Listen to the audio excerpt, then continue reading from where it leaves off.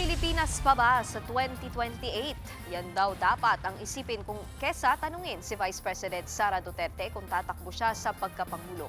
Inisa-isa rin ng bise ang anyay ka-impeach-impeach na mga ginawa ni Pangulong Bongbong Marcos kahit lusot na ito sa reklamong impeachment. May express report si Bril Montalvo ng News 5 Mindanao, exclusive. Pangulong Bongbong Marcos at Vice President Sara Duterte ang dating magkaalyado na parehong naharap sa reklamong impeachment. Pero si PBBM ligtas na matapos ibasura ng Kamara ang dalawang reklamo sa kanya. Si VP Sara may nakabinbin pang 3 reklamo.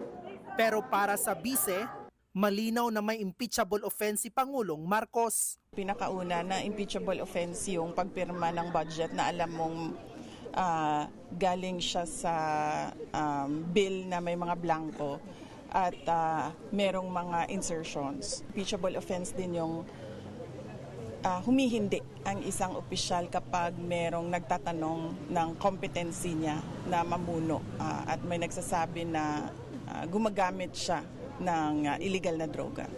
Sinabi yan ng bise sa libing ng namayapang tsuhi na si Bong Duterte sa Davao City. Tuloy-tuloy din daw sa paghanda ang kanyang kampo sa nilulutong paggulong sa kanyang impeachment complaints. Nagpasaring din si VP Sara sa banat ni Palace Press Officer Undersecretary Claire Castro na nagpapakalat umano ang bise ng fake news. Matatanda ang tinawag ni Castro na kasinungalingan ang sinabi ni VP Sara na hinaharas umano ng administrasyon ang mga kaalyado niyang senador. Sinasabi ko na nga paulit-ulit na na si Claire Castro nagdadala yan ng kahihiyan sa ating bayan. Dapat hindi na siya pinapakinggan at pinapansin. Natanong ko rin si VP Sara tungkol sa 2028 elections kung saan matunog at posible niyang makalaban sa pagkapangulo sina Senador Riza Ontiveros o Naga City Mayor Leni Robredo. Unang-una ang tanong, meron pa bang bayan, meron pa bang Pilipinas na pag-uusapan sa taong 2028? Lubog na tayo sa basura, sa baha, sa lahat ng economic indicators, kahit sa korupsyon, lubog na tayo.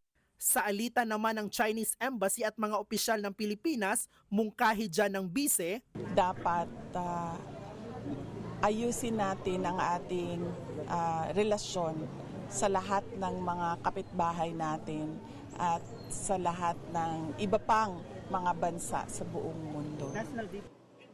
Nagbabalita mula sa Frontline, Bril Montalvo, News 5. Mga kapatid, Nikki de Guzman po. Para sa pasada ng mga rumaratsyadang balita, mag-follow at mag-subscribe na sa social media pages ng News 5.